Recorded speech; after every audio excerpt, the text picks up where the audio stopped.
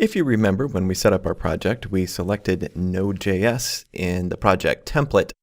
And what that did for us is it gave us Node.js in our environment by default. So we don't have to worry about installing Node and configuring it and getting it ready to work with. It's just there for us, and we can test that right now. If we go back into our online IDE on Cloud9 and come to where we left off after we set our environment up, what we can do is at the bottom of the screen, take this toolbar and pull it up, give us some space to work at the command line, which is here. And one of the first commands we can issue from the command line is our version check. And that is node space -- version. And that shows us the version of Node that is running, which is, in this case, version 4.1.1. You may be running a different version in your environment, and that's okay. At the time of this recording, version 4.1.1 was live. So we can go into the Node editor mode by typing node.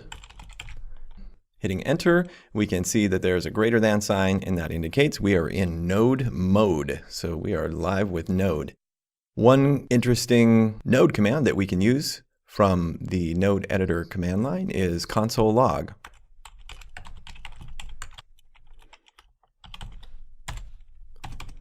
And within the parentheses, we can put a message to log.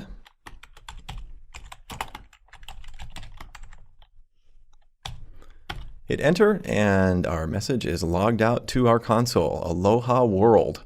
One other really cool thing about the Node editor is that it is in fact a JavaScript editor.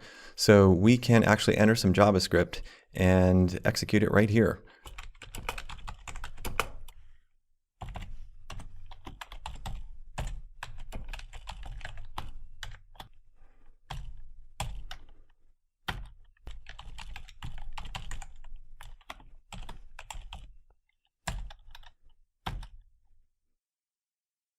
So we defined a JavaScript variable aloha with the value aloha variables, and then logged that variable aloha to the console, and the console displayed the contents of that variable, aloha variables. And the point of doing this nifty little demo is to show you that Node really is just a wrapper around JavaScript that is able to run the JavaScript. Or said even more simply, Node is a runtime. It's a runtime that executes JavaScript. That's simple.